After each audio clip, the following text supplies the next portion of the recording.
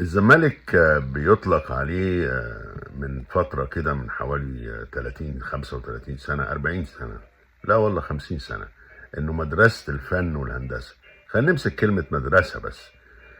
كلمة مدرسة دي جت من انه نادي الزمالك لو فحصتوا تاريخه ال50 سنة دول، تلاقيه اكتر نادي في مصر بيعتمد فريقه على اشباله.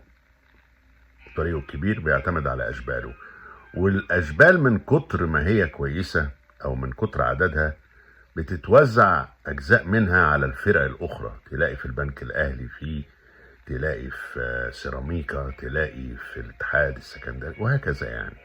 انما اللي بيستنوا مع الزمالك من اشبال الزمالك بيبقوا نجوم كبار قوي قوي قوي في المستقبل. افحصوا الموضوع ده وانتوا تصدقوا كلامي، انا مش ببالغ. عشان كده اسمها مدرسة.